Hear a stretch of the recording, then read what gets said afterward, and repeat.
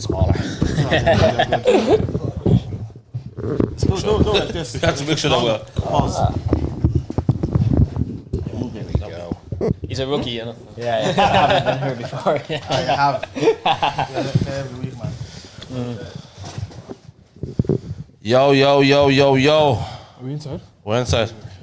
Ladies and gentlemen, again, welcome to a lovely new episode of Where's Your Head At? Why did you have to make that distinction? No, it's a lovely new episode. Isn't every episode a lovely new episode? I know, but it's like making that distinction is just like, it's not necessary. What do you mean? Like it's a lovely new It's episode. a descriptive word. Oh, boys, we're all wearing An black. adjective. Yeah, no, but Isn't it? I give back to him now. Why is it a bad thing? I do have smoke. You don't smoke. We're wearing black, boys, yeah?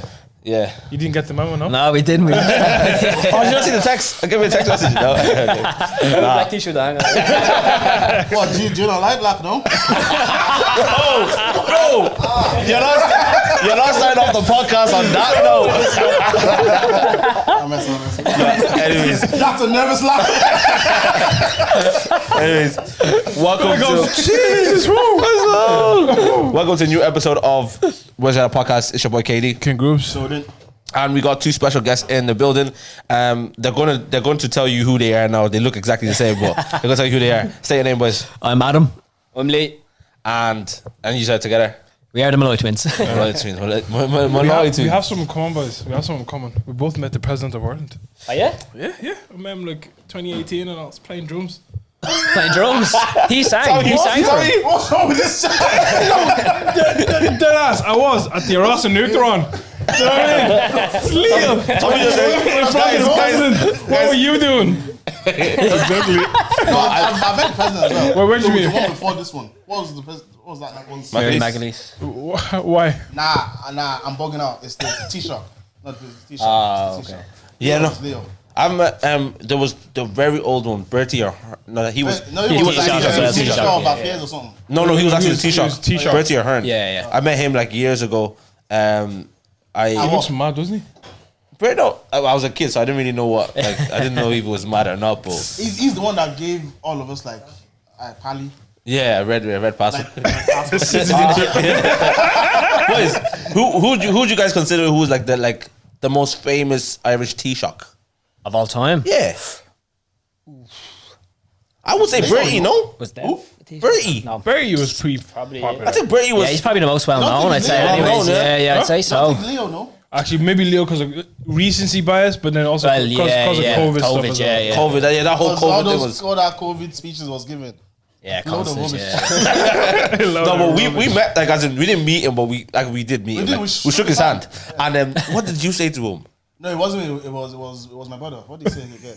I can't remember what he said. No, I said no. No, it was my brother that said something. It wasn't me. It wasn't Something about the lockdown, though, wasn't it? me. Yeah. Like, He goes, ripping them out of he goes, it? I hope you're not out of your 5K. yeah. Which is mad. I hope you're not out of your 5K. Crazy. That's funny. Now he's mad tall as well. He's actually Yeah, he's taller than like tall, so- he's tall. yeah. He's and then because we went to go see what was his name? Biden. President Joe Biden. Biden. Yeah. Oh, And when he was here? Yeah, he's I don't think he's real. I don't think that's not a real person. Fake. Yeah. He's not. I don't think Biden's real. But Yeah. but when you guys met the president, like obviously you shook his hand. Yeah. He's like what? Like obviously you have to talk nice about him, but like, Yeah. He's not listening to this, is he? if what's his name? What's the guy's name? The Higgins. Higgins. Yeah, that's the name, D. Higgins. If the Higgins is watching this, it's crazy. What made it? But you know, how was that experience? They had a picture of Where's Your Head At in the At the statue of Dave being built. How was it? Was it good? Like It was deadly, yeah. They were, we didn't know this going in, but they actually have twin sons as well. So the president and his wife have twin boys. So they were asking us questions about that and like just connecting over it. And they seemed to do a bit of research about us. Like they knew when we wrote in, they're like, oh, these are the twins that wrote the book and blah, blah, blah. So they seemed to know a little bit about us coming in. And Lee had like the most awkward handshake you'll ever have with something. You know, one of those handshakes where the person doesn't let go? Yeah. So he was like stuck like that for 90 seconds. Who didn't let go? The president. President didn't let go. No, Lee wouldn't let go of it. He's slipping the hand. That's mad. That's interesting because like I think if I met the president for the first time, I don't think I'll know. I think I know how to act, but like I think in my head, my intrusive thoughts would just come like, I might, want to coach you know what I might do? I might like tickle him when I shake his hand. Like tickle the palm. Like, you know when you're doing a handshake and then you tickle. Yo, That's actually really creepy. Man. apparently that means something, bro. Yeah, that means so. Oh yeah? Yeah, What does it mean? when you shake somebody's hand and you tickle their palm, It's it like means indicating like interest. It's Interest. what I heard. Sexual interest. yeah. Yeah, that's all right, man. I can live I'm with not that. really Yeah. interested in the guy. Bro, I know. I'm not even trying to be bad. Like I know somebody who does that to me all the time, and I only figured it out like last week that it might mean. I think I want to tear your pants. I think I want to tear your pants, guy. Bro, every time, every time. like, what's up, Dave? A guy as well. Bro, it's crazy. What's up, Dave? I'm A like, guy as well, yeah? a guy, bro. Yeah, he's looking for your ass, bro. Bro, scary. Scary. Watch out for the guy. Just let me know who he is so I don't shake his hand. You know what I mean? It's mad though. I don't. I'm hoping he doesn't know what he means. Do you know what I mean? Yeah, yeah. If he knows what. I hope he does. If he knows what he means, it's a bit mad. But yeah, no. I just think if I was shaking the president's hand, I would be a bit like. You'd be like, what? No, I'll be very calm. Because I don't think the Higgins has that. That's a film handshake. No, not like that. I just think the Higgins is kind of like he feels. He looks like a bit of a messer. No, not even. Do you No? know what Irish, like, especially like an Irish president, it does. Trying to say it well. Yeah. It doesn't have the whole. It doesn't hold the same weight as an American president, for No, example. there's no Do you know what I mean? intimidation Like, around. yeah, there's no like, oh my god, Status. yeah. Yeah, Do you know what I mean? yeah, It's kind of like he feels like somebody like that you can Just have a someone nice down- chat with, Yeah, like yeah, how are yeah. you, like, you know, walk down the road with, like, as well, you know, walk the dogs together, like he's type of like nice type of person. So in my type of head, so I wouldn't be starstruck meeting I it. get But you. although it's a major thing though, like Yeah. you're meeting the president of this country, which I think is major. But I think I'll shake his hand and I'll be like, what's the story? Yeah. I might just do something funny, like not something like Yeah, you know, yeah, that's definitely. serious. But yeah, no, that's nice. We want to talk about a few things. Let's get into first your book, right? And I wanna find out, like, obviously you guys are twins. You've grown up together all your life. But Yeah. what makes a group of twins? I have a brother that I'm very close with, but like I don't think. Maybe one day we might write a book together, but like, you know. Is that your brother over there? Yeah, that's him. Yeah, Is it? The No way. unit, yeah. This is. Yeah, that's I don't know. So what makes two twins decide to write a book together? Can I just ask, is he older or younger? I'm older. You're a big bro. Yeah, You're a I'm big a bro. big bro, yeah. He's big bro for me as well. Yeah. He's big. I know. I'm big bro in age. He's big bro. Yeah. Size. Hey, yo. Hey, no, he's big in stature. Yeah. stature. Yeah. No, that's He's saving face. I'm a big boy.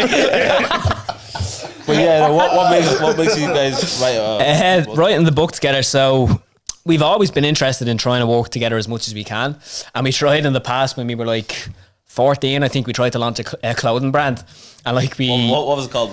That was a shit name, man. I can't remember. it was bad anyway. There's a reason it doesn't exist. Yeah, there's a reason you never heard of it. But we like done all the work. We made caps initially. We were going to start with caps, so we got the caps made, produced, brought them in. We had about 50 caps, and then for some reason we just didn't bother trying to sell them. So we still have like a box full of 50 caps in the attic. I'll bring some down. Yeah, I'll bring some down. So like anything. Anything free, yeah. I'm all right with it, bro. If you give me something free, I'll wear it. I'll wear it for you. Yeah. So that was our first like opportunity trying to work together that we didn't continue with. And then as we went through life, growing up, etc., we always had like we'd work in different industries, different jobs. I lived in London for a bit. He lived in France for a bit. So we had time apart and we're like, you know what?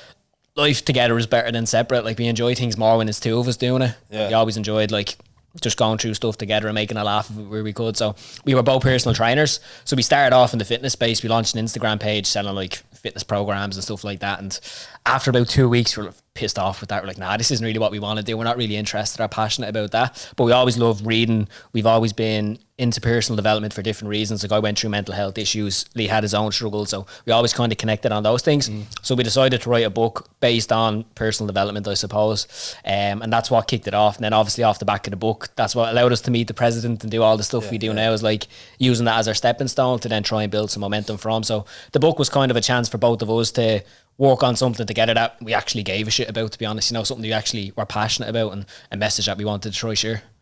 I think that's interesting, because I think about, obviously, writing, like the writing of a book to me is it's daunting. It's daunting, because this is like intellectual property, right? Yes. It would be the intellectual property. Okay. That you're distributing, right? Yeah. To the masses. You're not that stupid. Okay. But like this is your, like, as in, people are able to like critique this and say like, this is like oh yeah. Okay. You know that's out there for the world. That you're giving that to the world to like to consume, but then kind of like it's also kind of like, it's also very they're giving that out to the world in hopes that it makes them better. So I think that probably makes it different if I'm thinking about it correctly. Yeah. So I'm just thinking from the lens of me and my brother. We're very close. We like to do stuff like together, but I'm just thinking, What stuff? Hey yo. But I'm thinking about the process, right, of writing that book. Yeah, like, what like, do you take parts in what chapter 1, chapter 2? Yeah, I'll let Lee tell the story of this, because he kind of led the charge on that. Okay. So just to clear, just normal stuff, yeah? We're not going any rabbit holes here, man. But no, writing the book. So I took charge of most of that just because I have more free time than Adam. Okay. Also, I studied English in college, so I like writing. So you know the grammar. I had plenty of practice. Sweaty, what did you guys see in English? What did you get in English? C plus. C plus is not a thing. If you got a C plus, I know what to do. Do an audiobook, Or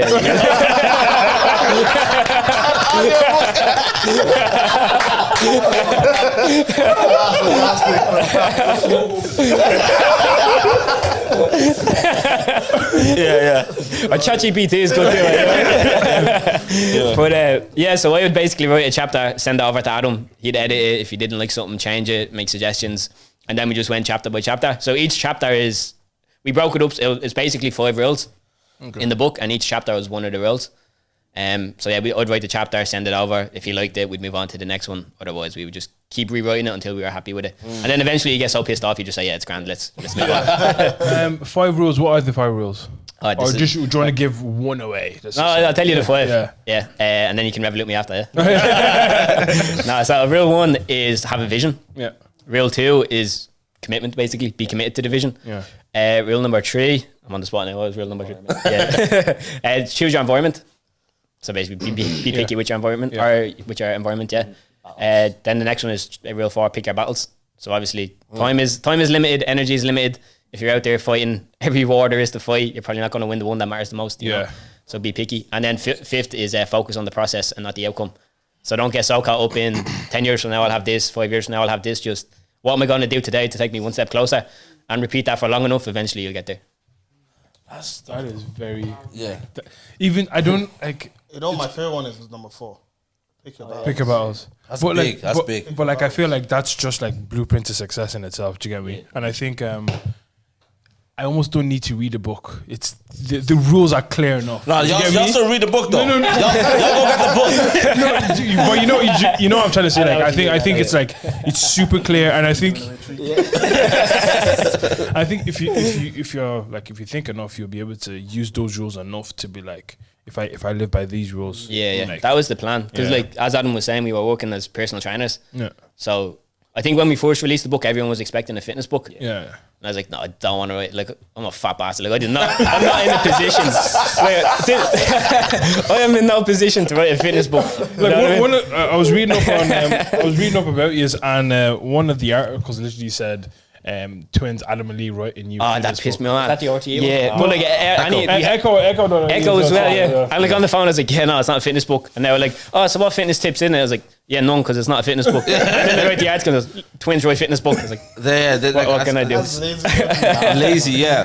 And I think because obviously you guys are in fitness, people might assume that's what it is, but I think it does bleed into fitness anyways. Like as in terms of like if you If you have a goal weight that you want to achieve, exactly. those rules. Fitness is personal development anyways. So I think there is some sort of like correlation in some way there, but So I'm on a journey. I think we're all on journeys. Obviously, not everybody's on a journey to get better, because I think some people are okay just being kind of where they are, and maybe not okay is the right word, but maybe kind of like complacent, or they don't know they need to get better. How do you make that person? How do you make that person? But how do you kind of like appeal to the person who doesn't necessarily think they need to get better? Do you know what I mean? Like, how does that? Yeah. There's a quote that me and Lee say to each other sometimes. It says, some people prefer the certainty of misery to the misery of uncertainty. And it's like some people get so stuck in just things are kind of shit, but they're just not shit enough to change them. So you just stay doing that. And for some people, eventually they reach a point where it gets so shit, they're like, yeah, okay, cool, I need to do something about this. But for a lot of other people, they just kind of stay living a life of like, I don't know, mediocrity or like comfort. Yeah, exactly. And then like, it's hard to say, because I don't think you can force someone into change. And we spoke on different conversations we've had with people of like, they might be talking about when they suffered with addiction or other things, and we're like, was there anything somebody could have said to you at that stage that could have helped you change or helped you think differently? And they're like, no, I don't think there is. I think you just have to go through it enough until you hit whatever rock bottom is for you, and then from there you're able to like look up and see where you want to go next. That's true. It's true, and it's quite interesting to me, because I'm like, those people who say that there's nothing that can help me at this stage, or nothing you say can to change, that's mad. Like in my head, because I'm thinking like everybody, there has to be somebody that can say something to this person. That can make them think. But if there's nobody that can say anything, it's almost like they're not programmed, but it's almost like they're forcing themselves to be in that state. No, I don't like. Maybe they're comfortable being in that state that they're in. Could be perspective. Mm-hmm. Do you get me? Like some people, like, okay, you get paid and you can pay your bills and nothing really is wrong. Nothing's great, but nothing's really wrong. I was like, oh, okay, I guess nothing is wrong, so I don't need to change anything. Yeah. Do you get me? But it's like, well, but then your perspective is not just your life. You see how other people are living their life. That in itself is a perspective. Yeah. Do you get me? Because you need to actually like look up to see that and be like, and even perceive it as well. Do you get me? Like, oh, he lives a better life. What is he doing that he's living a better life? Maybe I should emulate those same things. Some people are just like, oh, my life isn't great, but it's not bad. So, do you know what I mean? Like, I hear it, but I don't agree with it. But like sometimes it's just like, you just see it and you're just like, it is what it is. Maybe to them it's just like effort of the change, or maybe they're scared of a change.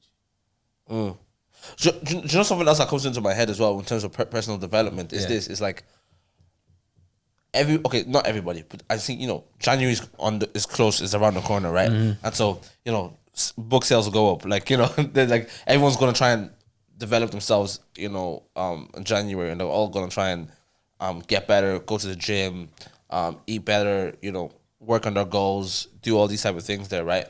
What is the biggest issue in terms of sustainability in terms of these things? Like when we start in January, why don't we finish in December in that same vein? Like what is what's that thing there? Because I've read Atomic Habits 3 times. Yeah. Like, you know what I mean? I've read it. I still have Atomic Habits that are not. Still don't know what the fuck it is. Read it again. One more. Yeah. So it's what is the thing that helps someone be sustainable in that journey of personal development? And are one of your rules applicable for those things? Yeah, we could probably give one each, to be honest. The one that jumps to mind for me, I'd say, would be expectations. Some people jump in, like we've seen it a lot in fitness, but I see it in kind of any industry people jump into, is they think like, even though it makes no sense logically, like, I don't know, say podcasting, for example, think, I'll do a podcast and it will blow up, and then after 2 episodes it hasn't blown up, and they're like, fuck this, I'm not doing this anymore, it's not working, that way. It's like just having the unrealistic expectation of how long it's going to take or how much work has to go in before you see the results. And I think some people are just too quick to kind of throw in the towel, because they haven't seen that instant gratification from what they're working on, whereas it's like the work you're putting in isn't a wasted effort. It's just because you can't see the results yet doesn't mean it's not working. It's like growing in the background, compounding, accumulating, and it's going to come to fruition eventually if you just keep going and keep showing up. But so many people quit before it gets to a stage where you can see the result, and then they think, oh, this doesn't work, I'm a failure, etc., etc. So I think just that expectation you go into with is so important. Yeah. That's actually big. What would you say about that? You should ask me first, man. He speaks better than me. He set me up. I think just to keep going. Let me see. So speaking about the sustainability of things and why people fall off, expectations is a good one. I like that rule though about picking your battles. Like, there's so much shit out there. Like, there's so much noise. There's so much news. There's so much things happening at every moment of the day. And if you're not clear on what exactly you're trying to achieve, you can get lost in it all. Yeah. Now, whatever it is, the nights out, the clubs, the friends, the this, the that. And then all of a sudden, the goal that seemed within your reach is 100 miles away. And you're like, how the fuck did I get here? Yeah. So I think a lot of people, they get lost in the noise sometimes. Yeah. Especially on social media and other stuff like that. They feel like, oh, I have to be here. I have to be doing this, dressing this way, looking this way, trying this thing. And then they lose that sort of sense of authenticity, which I think is something that working with Adam keeps me kind of in check. Yeah. Where it's like, I'm accountable to him. Like, we have the podcast together. I can't go missing for a week and not show up for an episode, stuff like that, you know? Yeah. So having Adam around has been a big help for me in terms of being able to. So that's probably part of choosing your environment as well, right? Yeah, exactly. Most of the rules there probably apply to the question you asked. Yeah. Have a vision, commit to it, your environment, pick your battles. Like, that's what sustainability is. Yeah. Exactly. It's those rules. Yeah. Exactly. It's funny as well because it's so simple. You know what I mean? Like, I don't know. I feel like sometimes people are like, oh, you wrote a book, and it's like, so what? Like, they think we have the answer to what's going to change their life. You know what I mean? Oh, you need to go and, like, I don't know, light a candle in the mirror and say this 3 times. But it's like, no, do the simple things. Yeah. No, I completely understand it. I think what else when it comes to personal development, because that's a big thing for me. Like, I think about it all the time. But do you think somebody could be? And this is a question for everybody. Like, do you think somebody could, like, be developed in every area? So, for example, I was having a conversation with my brother, and this conversation was actually something that I disagreed with him, and I still do, but I agree with what he's saying because it is true. So it's a both and in a sense. Yeah. Right? Because I probably am going from the, just forget what I was just saying there, but what I'm saying now is I can focus solely on my business. Yeah. And develop my business and develop for example, my relationships with people. Right? And that could be, like, really, really good. Is it possible for somebody to be, like, developed, well-rounded in everything? And so the conversation I was having with my brother was this: if you get the fitness side right, if you look good, it can bleed over. It bleeds into everything else. I agree with it, but I don't think it's a solid enough rule for me. It can bleed over, but then we've seen overweight successful. Yeah, that's what do you know what I mean? Yeah. But like I think the reason why I agree with your brother is it's a good foundation.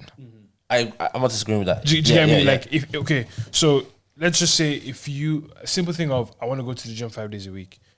If you know you're busy in the evenings, you're going to wake up in the morning to go to the gym. That in itself would develop your ability to be committed. It would develop your ability to be disciplined. And then if you know you have to get other things done, you will schedule your day. That will bleed into everything else. Do you get what I'm trying to say? But I don't think it's, like, I agree with you in the sense of, like, it's probably not the be all and end all. Some people can just be good at one thing without it's being connected to fitness. 100%. Or can you just be developed in? Can you be developed in every area? Do you know what I mean? As in, like, be 10 out of 10 everywhere? No, obviously you can't be 10 out of 10. But I think everyone has that thing that would just, like, I don't think I can be. I don't know the word I'm trying to use, but I don't think I'll. That's just that part for me. Like, do you know what I mean? Like, as in, when it comes to relationships, when it comes to finance, when it comes to all these other things, I'm great at. Yeah. But when it comes to this, I just can't. And I, like, do you know what I mean? Like, do you think somebody can have everything on the same level, or, you know? There's definitely. I'm not even necessarily asking that as a question, because there's obviously something that people are not just going to be good at, or they're just not going to be as developed in their personal life. Like, you've seen some people, like, who are great in the gym, great in business, but then they beat up the wives. Yeah. Do you know what I mean? Like it's like you're like they're great in almost. That's a crazy jump. That's a crazy jump. Whoa. That was a wild jump. But I hear it. I hear it. Because I hear if you develop this, like it will bleed into a lot of different things. But you're still a horrible person. Like do you know what I mean? Like and no matter how developed you are in every other aspect, there's that. You know, and obviously that was extreme, but like, you know, can somebody really be I don't think so. I don't think so. So what all you can be developing in a lot of things and be very and exceptionally good at a few. Yeah. Because okay, so the truth is being good at something requires time. A lot of time. Now to be good at everything means you don't have time for anything else. 100%. So do you get me? So the more things you put your time to, the better you will get at those things. Yeah. Do you get me? 100%. So like, how much time do you really have to spend around to spread around to be good at everything as a human being? It's mad. Yeah. You don't have like, that much time. And you know, like for example, I hear that, you know, certain people like Elon Musk, for example, is obsessive about the one thing. Yeah. Do you get what I'm saying? Like a lot of people are just obsessive about things, and it helps them with their success. And then some other people are just maybe able to kind of balance things out. But he's been like divorced 5 times. Yeah, that's what I'm saying. Yeah. So that tells you he's hyper successful, but very unsuccessful. You know what I mean? But it does not depend on what, like, the amount of things that you want to be good at. Because if you just want to be good at your finances, being a family man, being a husband, a father, being like just someone in your community, you can be good at that. Yeah. And not care about maybe what other people want to be good at. Yeah. That's true. What do you want to think? Yeah, man, it's a tough one. Definitely, it's a question of priorities. I think, like at different stages in your life, different stuff will feel more important than others. You know, so like obviously, when you have kids, your kids become the most important thing in your life. So before that, maybe it was fitness and business and something else. So at different stages of life, certain things will feel more important than others. I don't think you'll ever be great at everything. I don't think you need to be either.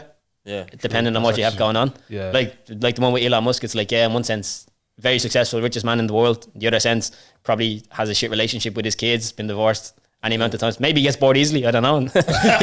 He has his pick of women, so he can do what he wants. But don't you think, like, because I agree with you. Like, I think at the end of the day, then it's about what's your priority in life. Really, again, if it's about your family, for example, then that's something that you should like really, you know, go all in into like developing. So like, you know, if all the money in the world, you know, you lose all that money at the end of the day. For example, if Elon Musk loses all that, if he has no, like, you know, family that he's close with, then he's a broken man. Do you know what I mean? So I think it's about looking at what really truly is important. Then on the flip side, right, I see so, you know, there's some people who be like, yo, at the time where you're trying to grind and make it be successful, like, not like completely neglect your family, but like be all in. Yeah, be all in. Like your family, they're not like, they could be a hindrance for this thing. So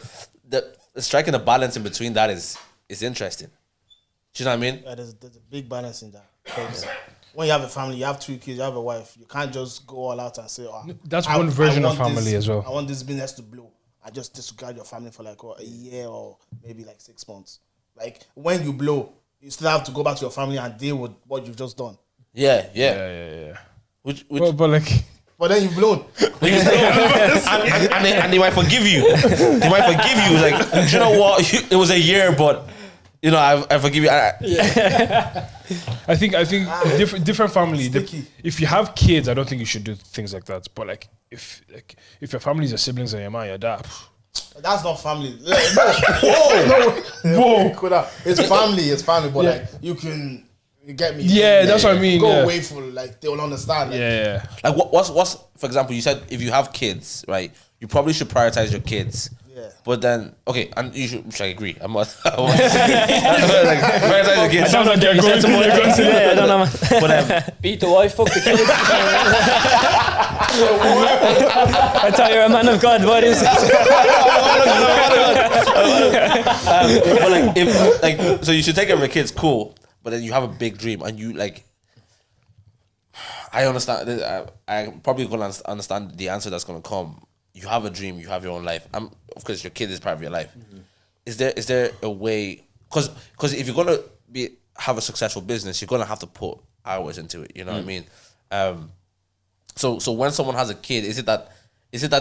And I know that's not what you're saying, but I want you to clarify it. Like, is it that you can't work on a business like the same way? No. I guess you can. Just But like, balance. yeah, you're gonna have to find that balance. You're gonna have to be waking up very, very early. Like, you probably won't work on that business the same way you would if you were single. If you had no responsibility. Yeah. There's Yeah, going to be that's a lot of discrepancies there. Yeah, that's 100% true. Yeah, and also even that concept of like successful is like to me, what- successful could be different to you, to what does anyone success else, you actually know. mean, yeah. And then when you have Yeah, kids, maybe yeah. success changes too. So, like you're always working towards success, but for each individual and probably each stage of your life, success looks different. Different. Like, Yeah. even to some people, having a family. It's successful. It's successful. It Like, is, it they've is. made it. Like, Yeah, having yeah. a family. Even I think when I'm a dad, like that's if I could be a good dad, like a success Yeah. in my head. Like that's a version of. that's Is that a version of success? it is success. Okay. It is success. Like again, like I've never been the type of person that has been crazy about things anyway, and I've not been crazy about cars, having the best car or having. You have been about watches though. But bro, I've not bought a watch in 3 years. I know, but you know what I'm trying to say. You know, I'm not crazy about it though. No, okay. I'm not crazy about it. Like so, like if it's no material thing can make me like want to like die for it. Like you know, what I mean, I still have an iPhone 11. Like there's nothing that kind of like I'm hungry for. You know, I'm hungry to like know that I'm leaving an impact beyond me. Do you know what I mean? And if I could do that with my kids first, that's the first kind of assignment. You know, so that would be success to me in a sense. And obviously, it's nice to have a bit of. Bro, listen, a bit of cash, just a bit of cash. A bit of moolah. Where's your book actually available on? It's available on Amazon, and you can also buy it. We have a link in our Instagram bio. And you can buy it directly from us. That's amazing. That's How long did it take you, man, to write the book, actually? Not too long, man. I lose interest quickly, so I had to be a quick process. Yeah. I would say from the when we decided we would write a book to when we had a published book ready to sell, 7 or 8 weeks. Yeah, like something like that. It really wasn't long at all. Oh wow, Yeah. Wow, very That's quick. quick. That's Was- quick. Wait, was how, Oh, a book for What's the it? end of the year? English now, boys. audiobook. We actually do an Just audiobook speak every into your week. phone and record it. You guys talked about Adam. Obviously, you talk about your struggle, right? And then you had a struggle as well. Do you want to talk a bit more about that, like in terms of like, all right, so to get Not really, Dave. It was fucking lovely. obviously, to get to where you are now in terms of like, right, you're in a position where one, you train people, which is great, but then also you've put out material that would benefit a lot of people once they grab a hold of it. But you weren't always in that position yourself. Yeah. So talk me through that phase and then how you kind of got out of that place. Yeah, so it was when I was, I think I was 14 going 15. It was around that stage. It was third year of school. I was doing my junior cert. And I just had a feeling inside of me that something was missing. That's the only way I can describe it. Like, I wasn't sad. I wasn't angry. I wasn't pissed off. It was just empty. It was like there was nothing. And I thought it would just go away after a couple of weeks, so I said nothing, just tried to grind through. And this went on for maybe a month and a half. And at the time, I was playing football to a decent level underage, but I was getting to a stage where it was like not getting trials anywhere, not getting scouted, not going anywhere. So it was kind of like the football dream was dying. And I could see I wasn't making it as a footballer. I didn't really have anything else in life aside from the gym. That was like the only thing that gave me any feeling of like being alive or giving a shit about something. Outside of that, everything else was just numb. And it didn't stop. And I went on for about 2 months, 3 months, and then I just hit a stage where it's like, if I don't do something to manage this now, like, there's only one way it's going to end, you know? So my mum asked me, did I want to go to the doctors to speak to someone about it? And at first I was like, nah, I'm grand. But then a few weeks later, I was like, actually, I need to go talk to someone about it. So went through that, managed to get into a house, got counselling. It was depression that I was suffering with. Went through counselling for, I think I done counselling for about 6 months and then was finished with that. But to be honest, I think it probably took me more like 4 or 5 years before I felt back to normal again. Like that was when I was 14 or 15. And I'd say it was only when I was maybe 19 or 20 that I actually started to feel like somewhat back to normal again. Like That's a long time. there was a long lasting period of that. And off the back of it then, obviously me and Lee have been doing stuff. I was interested in the gym. That's what got me interested into being a personal trainer, being able to help people in that sense, etc. And I always just felt like when I was growing up, going through that, I remember there was a story of some famous person, I can't remember who it was, but he came out and he was suffering with depression at the same time. And I remember that just helped me feel like I wasn't alone in it, you know, that way. Like I read, I was like, all right, shit, at least I'm normal, you know, that way.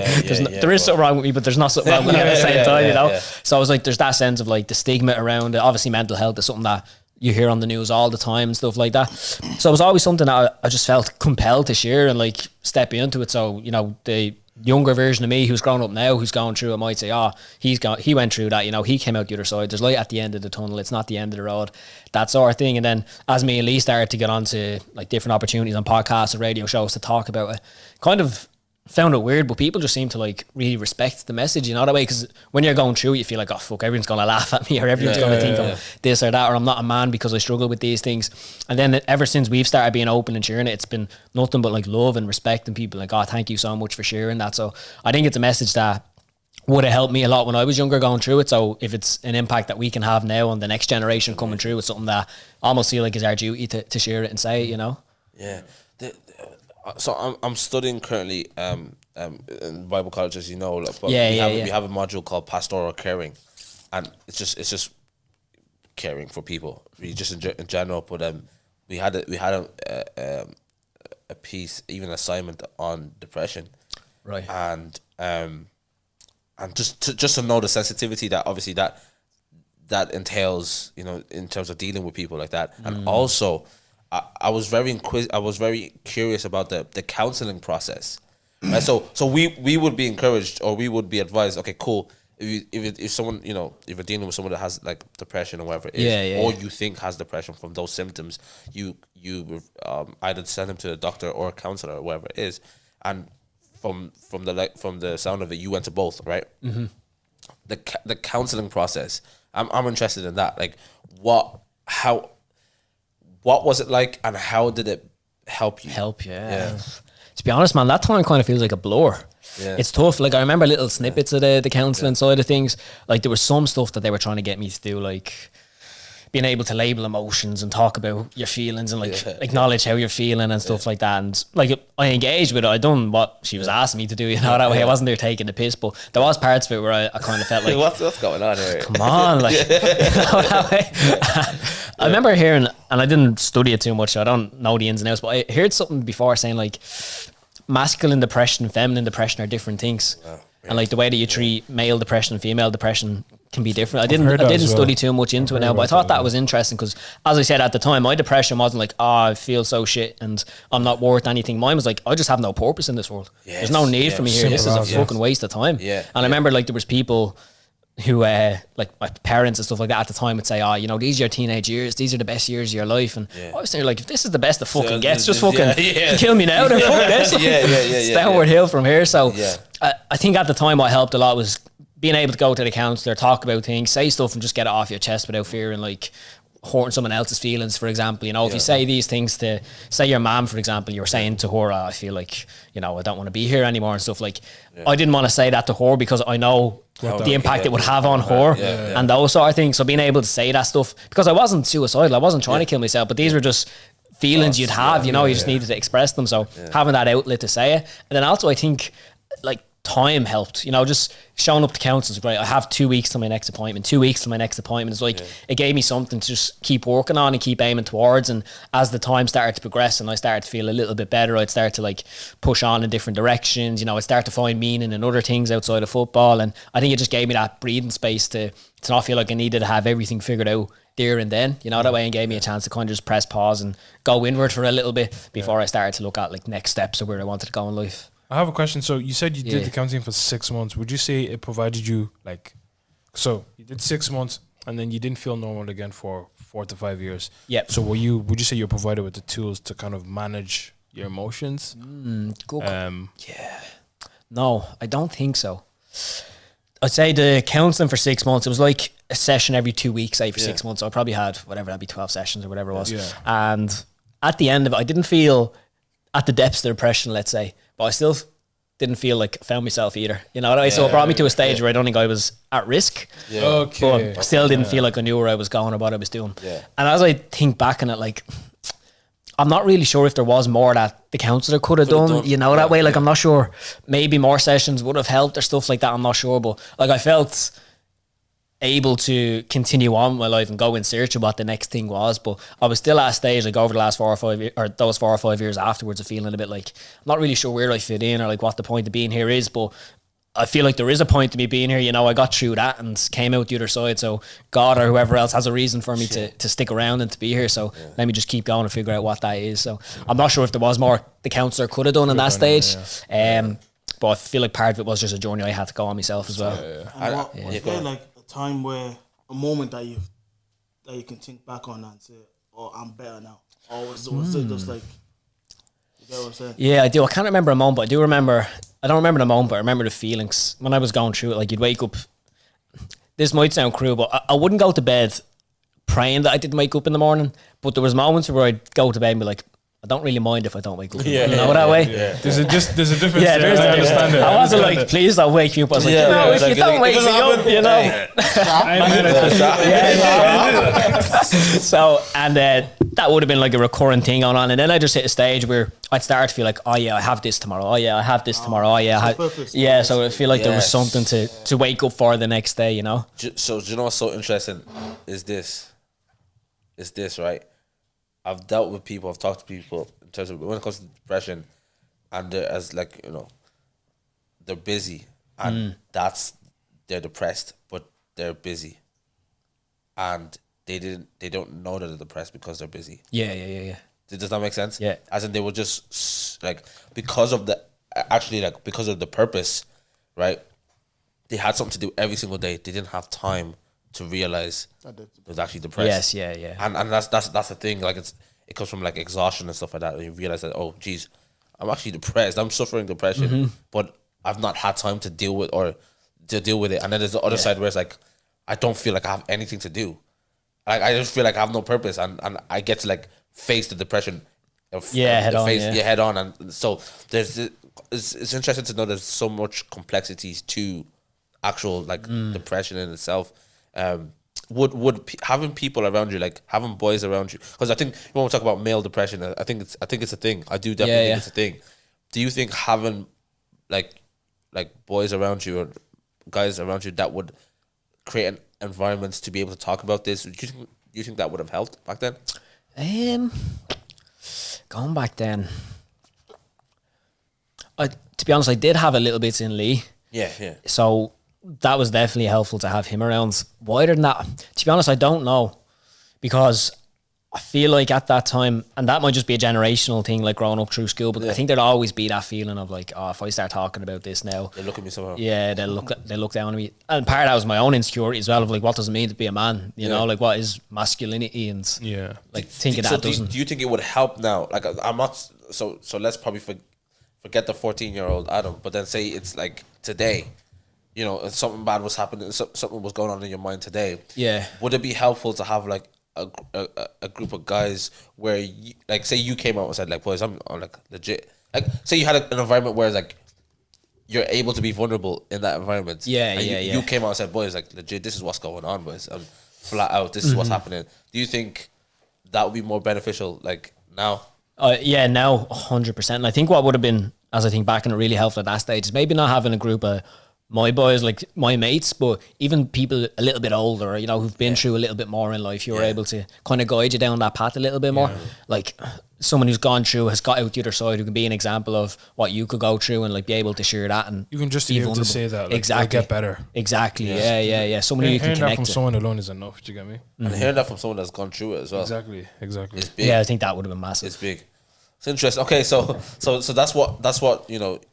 So you found purpose in a sense, and it kind of brought you to the place where like, okay, cool. Now you're in the space that you're in now, and I think that's a beautiful journey. What about yourself, Lee? How did that what was it that you were going through? What was your thing? And then how did you kind of get out there? And how did you get to where you are now? Yeah, man, it's far less interesting. Sorry to disappoint. I just like to eat food, isn't it? I was hungry one day. Nah, I think for me the biggest thing was in my head life was supposed to be easy. Like I just grew up with this idea that you should be happy, things were supposed to be going smooth, and my life wasn't that way. I was like, okay, what's wrong with me? Like, why are things not working out? Like relationships, friendships, career, whatever it is. Like in my head the vision was so like school, college, job, wife, kids, house, car, all that stuff. Like it just made so much sense. Yeah. And then you get there and it's like, shit, I'm fat, I'm broke, I have nothing, I have nobody. What am I going to do? You know what? That's depression in itself, isn't it? Man, you feel so lost. That's a version of it. Yeah. I don't speak as well as Adam maybe, but like I think that everyone can relate to the feeling of like, in my head I'm supposed to be over here. In reality I'm over here and I don't know what I'm supposed to do to get there. How do I bridge the gap basically? Yeah, exactly. And that's why I say my biggest talent is just that I look like him. You know, because I haven't figured it out yet. Yeah. But so that for me there was no like big moment. There was no like big series of like, oh, whatever, I'm suffering with this or that or the other. It was just in my head life was supposed to look one way, and in reality it didn't look like that, and I just didn't know what to do. So obviously so you're in this space, right? So where Adam earlier was talking about expectation versus the reality, in a sense, like the like you had an expectation for life and it wasn't that, and that. But you're in a space where, okay, cool, like you're sitting at home, not relationships are not working, broke, fat, all these type of things there, right? Cool. Don't call me fat, bro. sorry, bro. I was gonna say broke, overweight, but like, so you're in this space. How did you? I know it wasn't like a moment, but like, was there something that kind of like, okay, I'm just gonna go on a journey of like against fitness because you look great now? Like, how did that happen? Was it just like, you know, what was the process of that? I appreciate it. I'm gonna put that in my Tinder bio. Dave says I look great now. King Dave approved. That's a good question. Like obviously, me and Adam have been best friends since the womb. So like, I've always had him to lean on for support. I think like my lowest point was when he moved away. He moved over to London, and I was still here. So like that was the first time we were really like, because I lived in France for a bit before, but that was like I was always coming back. Yeah. Whereas when he moved to London, it was like he could be gone forever. You know. So that was the first time where I was like, holy shit! Like, now I'm just an individual. You know, it used to be the Molloy Twins. Now it's just Lee and Adam. So like there was that like identity crisis kind of, I think, there. And then also him being so far away, me being so low. Always like WhatsApp, ask for questions, ask for help, what's going on. But like it's not the same as like a human connection. I started going through a weight loss journey at that time. Obviously Adam was helping me out because I wasn't a personal trainer or anything at that moment in time. It was all new to me. But I started going to therapy as well. Just doing counselling once a week. Which like most people, like I think as men, like obviously talking about your feelings is a bit, I'd always encourage him to tell me how he feels. But I would hate to have to open up to him. You know what I mean? I would be so uncomfortable. I'm like, talk to me. I can hear it. Tommy, can you talk to me? It's difficult, bro. Yeah, it's so hard. Talk to you. Something I'm actually beginning to try and learn now, because like when people ask me, David, how are you? I'm so used to be like, brand new, street. Like, and now I'm actually trying to just like, because if you ask me, you ask me. So I'm going to tell you what it is. And just because you, like, I know people are doing small talk, you know. I can tell if someone's doing, like, small talk, but then there's people I know are genuinely care about me. And when they're asking me how I am, I like to just tell them, like, like, this is where I'm at, like, in my mind, in my head, in my mind space at the moment, you know what I mean? And I think having that, you know, outlet to be able to say what is going on in your mind is a good thing, but it's something I'm learning. It's not something that I'm, like... It doesn't come natural. Yeah, it doesn't come natural. I had to kind of, like, tell this person, almost even force yourself to do it. Almost force yourself, you know. You know, so did you find that like in therapy, was that like it was a difficult thing? Oh, definitely. I think when I started therapy, I think I knew like 3 emotions. So they'd be like, how you feel today? Grand. Grand, hungry, stressed. So it's like any conversation. There's probably one more, but we keep it PG. But so like even just that whole like, I don't know, it feels like very feminine to talk about feelings. I mean, like, I just feel so overwhelmed today or whatever. Like, so like it took me so long to just get to a stage where I could like sit down and be like, you know what, I'm actually worried about this. This is stressing me out. This is getting to me. But I think what's very important for me, and I think for a lot of men, is like these deep conversations where it's just like, it's all like feelings, emotions. Like I need some laughter. I need some humor in there. So I need to take the piss out of situations. And then like that leads to opening up a bit more. Yeah. But like I can't go straight into like this is the worst day of my life because this. Do you know, like it always has to start off with a joke. 100%. Do you know what I mean? Do you know, I think that's really interesting. And I saw this. I've been seeing this kind of back and forth discourse on TikTok and Instagram and stuff of like, oh, male friendships are so negative or whatever. Yeah. Just cause like if a guy was to speak about something, his boys would laugh first. I'm like, yeah, but we kind of need that. Do you get me? Because like, we are. I think sometimes even when I speak, I feel like the world is ending in my mind. Yeah. Do you get me?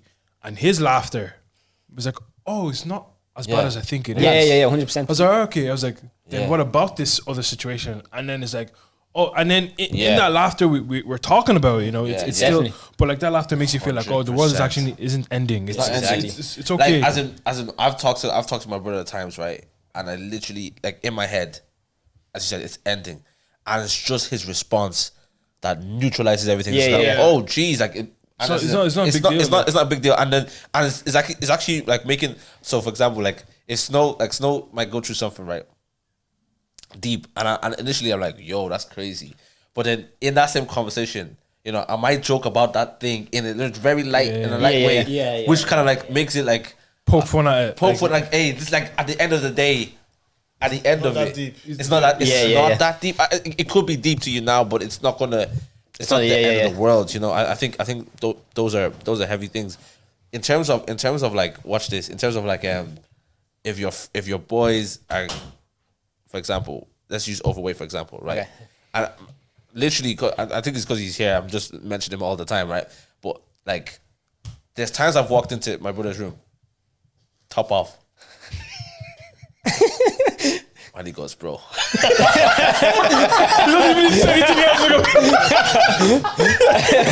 goes, bro. Here's a t-shirt. He doesn't say anything, he just looks at you. And do you know what? But isn't that? I think now that I'm hearing, like, obviously your relationship as brothers, like, you're there for each other, you pull each other up, and I think that's healthy. Yeah. I do think it's healthy. Like, like broski, like, fix up. And one thing I really respected was like when I decided to, because I'm only back in the gym 2 weeks, boys. I've not been in the gym all year. I've been going through some stuff in my mind as well. I've been kind of like not in the space of developing my health at all, and I've only been back like 2 weeks, and you know, went the first week, and my brother was like, well done, bro, like keep it up. And that alone was kind of like, I want to go next week. Yeah. Do you know, and having that in your circle, having people that can speak that into you I think is very important. Yeah. Like, and I think, I don't know about you guys, but I think it's different when a guy says that to you. Yeah. As opposed to like your girlfriend, your mom. Yeah. Your girlfriend says it though. It's alright though. No. Hey, if your girlfriend says it, hey, baby. No, you looking for the rest of your life.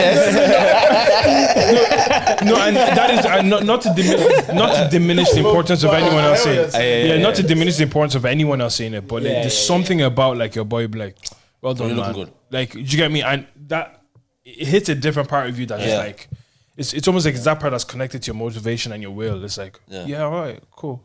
Like, I'm doing something and it seems to be working. And especially if they say like, if they point out like detail, like, yo, bro, your shoulder's looking like. What? Your legs so bad. You just break the sleeves off. But like, it's a power of just complimenting something like. Definitely. Especially from guys. I think that should be normalized. I think you know, girls have no problem with that at all. Like, in terms of like, if the girl they will lie. Like, like, oh, you look gorgeous, bro. You look like an owl. What you know what I mean? Like, you got owl. No, bro. Owls are different, bro. Owls are different, bro. But you know what I mean? Like, I think for us, we should be definitely like in that space of like, broski, like, well done, you're improving, or you know, or if you need to improve, like, I think this is what you need to improve on. I think that should be normalized amongst men, definitely. Because even us as humans, we like compliments. Yeah. We have an ego. Feed it. Have you seen that Twitter on Twitter? Guys talking about like guys don't get enough compliments, so they remember weird, obscure compliments that they received 10 years ago. Yes, Yes. You're Dave, I think you're just the one girl said to me in Rap Minds College on a Friday, David, black looks good on you. Why do I wear black all the time? No. I remember I hugged one girl. She goes, you smell so good. Why do you overspray? I overspray now. Bro, It's all trauma. on me. Bro, it's mad, innit, bro? Like, one compliment, and that's actually so true. Yeah, like, so this guy, he remembered the compliment. Someone goes, oh, you have a nice mug. He remembered it. He's a weirdo, man. That's a weird dude. That's a weird dude. No, but like for me, that again, if you compliment one thing, again, I do remember a lot of my compliments, like different random things, like, you know, and yeah, maybe not as weird as a mug, but like that just shows how starved he is. Starved he is of He's compliments. compliment starved. Yeah. Like I think, and if you have a girl that like likes to compliment you, yeah, it's beautiful, boys. It's good. Speak from experience, or? No. Yeah. No. From Yes. recent experience. Yeah. Right now, I get so much compliments. You know? No, but no, even like, cause okay, say you, and this is what one thing I realized, right? So if I'm dressing up for, like, I'm going to an event or something, there's really only two people I'm sending that picture to. My brother and my girl. And this is bad. This is a safe space. Yeah. I'm hearing my brother's opinion first. No, because yeah, do you get me? Because your girl is like biased towards me. My brother's gonna be like, broski, like the white shoes doesn't bang. Take it off. Yeah. You know what I mean? Like my brother's gonna tell me, like, straight up. My girl, she also does tell me straight up, but also like, there's love around it. who you listen to? Why is he asking me? We're both getting in trouble together. Who you listening to? For what? For A fit. a fit.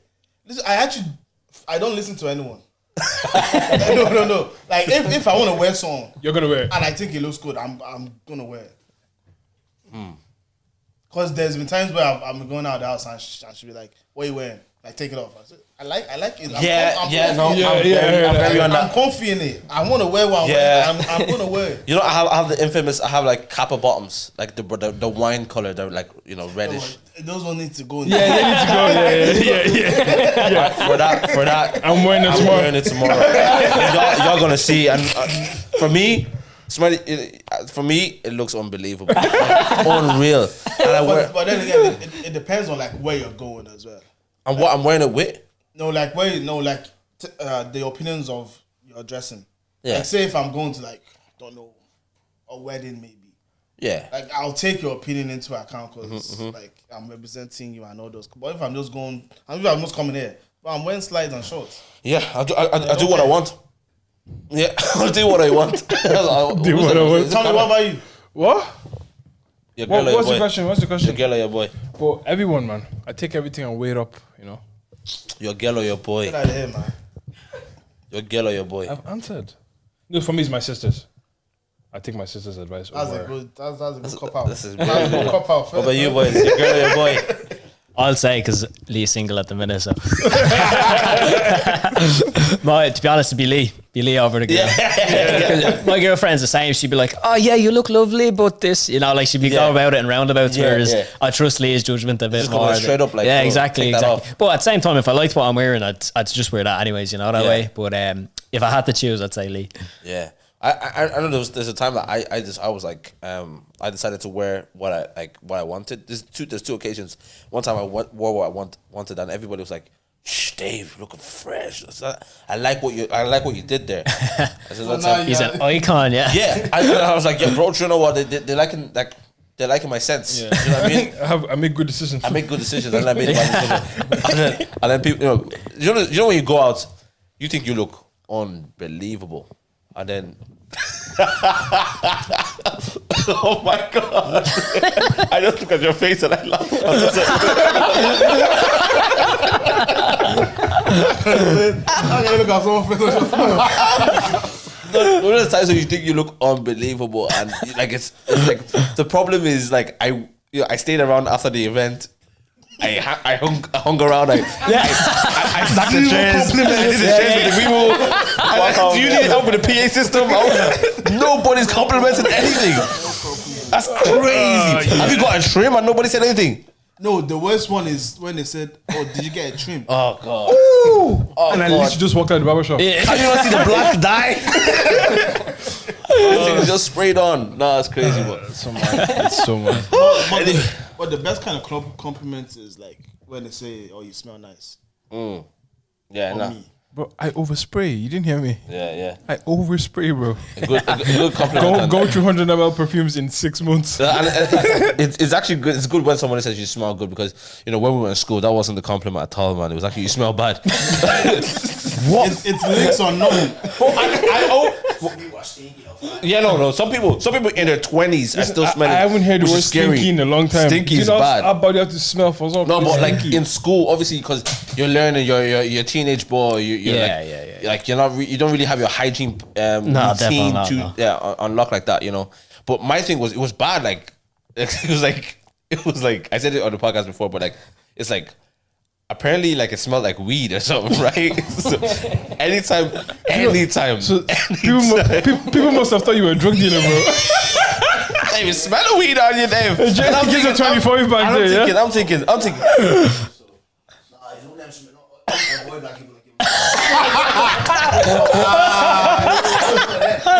No, I literally like it was like just And what? It was like freshen on a Monday morning. Used to stink.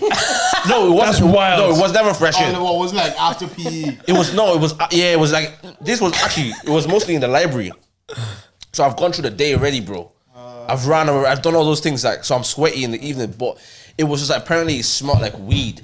And so I didn't know I didn't know that. I didn't know what weed smelled like. So then dang, like any weed? And I was like, no, I don't. Like, do I look like? I just think, because I wear a tracksuit. But why? So then after a while, I was like, oh, wait. Every time they ask me, it's weed. So those in the parents, yeah. And I realized, okay, it's me. So anytime anybody asks me, so people will always know who the person was, but they would just say we're in a room like this. Smell of weed. Then I'll go to the toilet. For quick links. That was mad, bro. Like school was difficult. So when you say I smell good, it's heavy for me now. I love it. Yeah. But yeah, man. Where we at? That's so. Oh, I thought you were gonna say something. No. I was thinking about something. Sorry, it's gone. Yeah, where we are anyways, we're okay, yeah, sweet. What do you have coming up? Do you have anything coming up for as the Molloy Twins, or are you guys working on anything individually? Yeah, tomorrow we're on Ireland AM, so by the time this goes out, we'll probably already have Yesterday. Oh, 2 days ago, yeah. 2 days ago, yeah. So we have that coming up or have happened. Yeah. Based on that, so a that's week ago. last year. Sorry, boys. Last year we were on Last year, early, yeah. So that's going to be cool, and we actually get to go on with our nanny. It's a funny story, but when we went on to meet the president, my nanny is like the most biased nanny you'll ever meet in your life. Like she thinks the sun shines over her arse. So if we do anything good, she's on it, right? So as soon as we got the pictures from the president, she's on her laptop typing up an email, sends it into Ireland AM, being like, "Here, get my grandsons on the great blah blah blah." But anyways, for whatever reason, the one from Ireland AM loved it. She's like, "Oh, your nanny's deadly. She's really funny." Blah blah blah. So they wanted to have all of us in together. So that's going to be class. That's amazing. It'll be one of those things that in years to come, be able to look back on and be like, that was lovely, So we'll have that. I think that'll be it really then till the end. Obviously we have the podcast, so we'll be wrapping that up towards the end of this year and then looking at season 2 next year. And then we'd love to start growing into bigger things like live events and stuff like that, maybe over the next few months, and just trying to grow our brand and our profile, because the more people that we can get in front of to share our message with, and then hopefully they can connect with it and use that for good in their own lives, the better. So yeah, that's what we're trying on. So you guys do a podcast. Obviously, I know because shot in Say Studios, of course. But yeah, no. As talk about that. What's the podcast about? What's the vision behind that? Yeah, so it started off because when we launched the book, we were getting the opportunity to get on different podcasts, share our platform, share our message.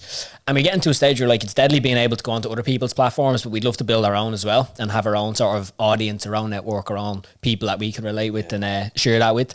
And then we started to like look at different people from different backgrounds, and we wrote the book based on the shit that we went through. But the book is so like broad, let's say, that almost anyone can look back on their lives, I'm sure, as something they wanted to achieve, and the book rules still kind of apply to what they've done, you know, having a vision, being committed to these things. So we wanted to get different people from like different industries, different backgrounds on and share their stories, so like the ups and downs, stuff that they've been through, so that we can show that the message that we tried to share isn't just for two lads in their 20s trying to achieve stuff. It's like universal for anyone. And some of the conversation has been class, like having Kenneth Egan on, who won a silver medal for Ireland at the Olympics, and then, you know, alcoholism, addiction, feeling like I've achieved what I set out to achieve in life and I'm only in my 30s, but now I've got nothing else, you know, like it's like I reached the top of Everest, where the fuck do I go from here? So like figuring out those tough times in life. Or we had Jackie Fox on, who lost her daughter to suicide, and like talking through her story and seeing what she's gone through, and losing her daughter, finding her daughter dead by suicide, and then using that to go and get a law brought in that prevents hopefully the next child having to go through the bullying and stuff that she went through. It's like you see that every single one of us in life goes through shit, goes through challenges and struggles, and like the more you look into it, that's like the only thing that really connects every single person on the planet. Is like every single one of us has moments in life where we feel like, fuck this, I don't want to do this anymore, it's too hard, it's too whatever else. And I think the more that we can share that message and show it's universal and anyone can relate to it, and let people going through that shit feel normal and feel like they're not alone, and then feel like there's light at the end of the tunnel as well, the better. So that's what the podcast is about, getting people on to share their stories and trying to pull that out from them so anyone can relate to it and use that in their own lives then moving forward. That's amazing. That's amazing. That's genuinely amazing. I was literally, I remember when you guys, obviously the first time I met you was when you went on Dongo's pod. If I speak With the donuts. With the donut. Yeah, boys, what's the story? We have gifts. Oh yeah, I was about to go mad, boys. Yeah, I'm joking. But like when seeing you guys obviously come the first time to if I speak, I literally I was watching you, so I was like you are such genuinely good people. Like, do you know what I mean? Like when just watching both of you, how you, like even your relationships with each other and just your outlook on life. Obviously, you've gone through some stuff, and obviously no one's perfect. But like at this age, boys, like, you know, again, where you're from as well is similar to, you know, where we're from as well. Like, you know, you guys are from Bonog, you know, and I was literally talking to someone from Bonog yesterday in the studio, and he was telling me the maddest stories, like crazy stuff, you know. And obviously, so, you know, people, a lot of young guys go down that route of kind of like getting into stuff that are not supposed to get into, and just to see that from those environments you've come out, like people like you have come out, it's actually a breath of fresh air. Like it's a brilliant thing, like just to see, you know, people who are saying, okay, do you know what, we've gone through some stuff, but we're also going to give that, we're going to like give value out to the world and to the people in our community, and people that are coming after us. That's a very like beautiful thing in my opinion. And I just want to just say that to you guys, like you're very like great stuff. But yeah, this is where we wrap up the pod. Where's your head at, bro? I just feel really inspired, man. Two lads, I think the 5 steps thing is really inspiring. So that's where my kind of head's at the moment. Sweet. Available on Amazon now. I'm on Amazon, yeah. What about you, bro? I don't even think we've said the name of the book. It's called Better Than Before, 5 Rules for Personal Greatness. 5 rules for what? For what? Personal greatness. Yeah. What about you, bro? What's your head at? I was wanting to ask, you see that thing about like twins, Is this the Dongo question again? Is it the? What did he ask? No, he asked. He asked if everything is the same. Twins, Everything. you know? Everything. I'm like, I'm curious. 6 inches. Nah, I was going to see that thing when they say like, if a twin is here and another is like, Oh, feel the pain? away, yeah. Do you feel the pain? Like when you were going through his, did you feel his pain? Well, when he was going through his depression, did I feel his depression? Did you feel it? Serious question was. Yeah. No, unfortunately not. Actually, fortunately, no, I didn't want to go through depression. Fuck Fuck that. You can have that one, man. Actually, real quick, would it be crazy Oh, I think you asked it. You did. If a girl. Yeah. Yeah, you did. If a girl likes you, does that mean she likes him? We actually thought that as well. I asked my girlfriend. She says no, but I mean, look. They look you know, like, yeah. You know? Your girlfriend fancies Like, him. if she's attracted to you, that's her type. Like, if she's attracted to Yeah, Adam, exactly. Lee's her type. Oh, okay, like technically speaking. Yeah. Yeah. And what? Could she tell the difference? No, of course, I can tell the difference. Like, No, wait. Like, if wait, Just from the waist down wait. difference. Like if say you just met a girl now, yeah. Yeah. And maybe you just talk for like maybe 2 minutes, yeah. On your lips, so you did whatever, yeah. And then he came. All in 2 minutes. bro, 2 minutes, that's quick, bro. All in 2 minutes. That's why it's called. That's why it's called what it's called. Wait, 2 minute lips is what is long. That's a long time. 2 minutes is short, man. That's short. No, wait. 2 minutes is a long time. No, it's not a long time. It's not a long I'm time. asking. No, 2 minute lip sync is not long. No, 2 minutes not long, boys. It's not long. It's not Yeah. long at all. What do you just met? Oh, somebody No, just met. met. just met is wild. Yeah, it's Yeah, different. Yeah. 15 seconds max. 50 seconds is a bit long. 15. Oh, okay, 15. Yeah, what was my question? Yeah, he comes in after he's talked to a girl. Yeah. Could she like notice the difference? He has tattoos. If he's like covered Okay. up. I got slaves though. Yeah. I don't know actually. If it wasn't that long, couple of minutes, maybe you might get away with it. We'll try it out. We'll see that. I wouldn't. Well, not for you, but like for like you understand. I wouldn't know what's the difference. Yeah. Maybe we'll try and move. For like twins that are girls, Oh, okay. I wouldn't know what's the difference if it was that. If actually, if you guys, obviously you have a girlfriend, so like that's Hypothetical, so- yeah. But hypothetical, if there was 2 twin girls that you guys that's incest, no? wait. No, I've heard of that. So Wait, if 2 twin girls and they go out with both of them. No, as in 2 twin boys go out with 2 twin girls, as in I've heard that. I think it's happened. Yeah. No, I've heard that before. But Two- that's a it's form not. of incest. No, no. How could it be? They're not family, They're bro. not family. Yeah, but if he gets with us, the twin girl and he gets with other twin girls, they're family now. Yeah, they're like brother-in-law, sister-in-law. Yeah. If they get married. Yeah, that's family, no? It's not incest. It's not incest. But it's a form of it. Like I know it says like brother and sister. So, like, It's only first cousin. It doesn't matter. It doesn't count. That's someone that said that to me in school. No, I think it is. Yeah, I think it is. Yeah. But what you say? He's only me fourth cousin. Didn't even know them that well. Yeah, but how's that the dynamic? Have the same DNA. Your kids will have the same DNA. Maybe Yeah, actually. and that brings up Yeah. the bloodline. in the I've future, heard no? of that as in 2 twin guys go with 2 twin girls and they had kids that look the exact same. Really? Yeah. Crazy. So the kids look like twins, but like obviously 6 they're So toes. what are the kids to each other now? Cousins. cousins. Do you not believe that, bro? Like, it's like, Wait, are we saying that's good to go like that? yeah, right. Good to go. Yeah. So what? So say me and Smiley. hold on, Smiley, yeah. Yeah. You're with Yeah. Mark the time down. 1 minute 15. Yeah. Mark it down. Okay. and Smiley gets a sister. Yeah. That's messed up, no? No. He likes her sister. I like her. Yeah. Nah, that's mad, no? Is it just me? That's weird, isn't it, boys? I think it's alright, bro. It's alright? It's alright. Yeah. So, nah, boys, that's alright. In it, Smiley. No. It would feel weird at the start, but like Imagine now. technically, it's not Wait, weird. imagine now you're now in the family, yeah, and then your brother comes over and he's like, "Oh, I'm feeling a sister." You're in the family already. That's your family.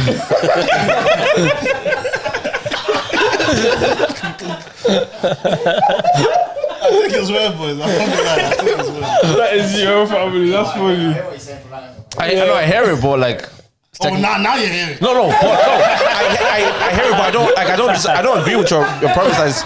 Like I hear that it's like a strange thing, but it's It like looks weird, but I don't think it technically it's not like there's nothing wrong with it. That's like incest in my mind. In your mind, but it doesn't make it incest though. But my mind is the truth. Yeah. Where's your head at, boys? We're fucked after that. No, head's good. Head is good. Yeah. It's always deadly to get on and share and connect with people we haven't been on podcasts with before and stuff. And like we're fans of the show that you boys have been running for ages now, and inspires us for what we do in our podcast and like the vibe you create, like keeping it chill, keeping it funny, bring humor into it, but still have good conversations that can hopefully inspire people and help. So it's been good. Thanks so much. What about you, Lee? He speaks on my behalf. Just grateful, honestly, for the opportunity. Like, we only started the podcast start of October. Yeah. So we're still very much new to all this sort of stuff. Yeah. Obviously, you guys have been going for a long time. I've watched many of your episodes, so just to be sit here chilling with you. Same with Dongo. Like when Dongo had us on, that was unbelievable. I actually showed him a message I sent him like 2 or 3 years earlier that he never opened, by the way. He never opened. But I remember I was saying to you boys, like, Yeah. even with us, like, I was like, boys, like, Molloy Twins, like, Get them on. and then we're like, okay, let's message them, and we're like, oh, they Yeah. So we were, man. We put ourselves out there. Yeah. But no, it's honestly like we're just very grateful for any opportunity we have to come and talk to cool people who know what they're doing and are in the space already, and grateful for it. Thank you so much, boys. Appreciate you. Where's your head at? I said it.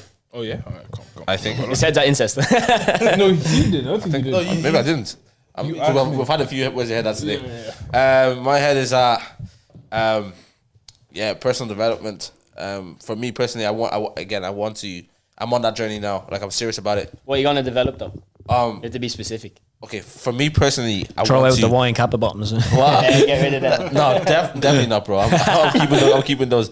But I want to be more intentional about my relationships. I don't have bad relationships with people, but I think a lot of my relationships, I could put more effort into. Into kind of developing that.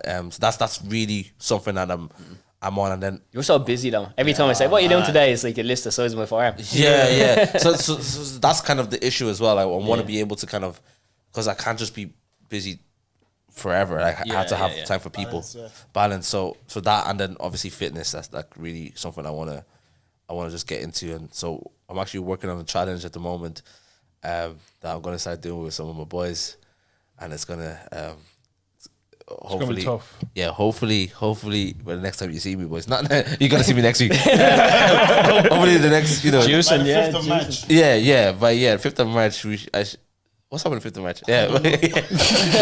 I was agreeing with him. I was like, but yeah, no, in a couple of months, I should look at it different. You boys will say like, oh, Dave, your shoulders. Your shoulders. But yeah, that's kind of the things I'm working to develop, and yeah, some business stuff as well. So that's on my side. But yeah, boys, thank you so much for coming on. Appreciate you. And again, the better than before. 5 Rules to Personal Greatness. Well done. Is out now. Go get it if you Amazon. can. Don't forget to like, share, subscribe to our channel and their channel. What's your YouTube channel? Your podcast? The Molloy Twins. The Molloy Twins. So yeah, subscribe to that, like it, and we'll see you on the next one. Love. In a bit. Thank you. You're not dead.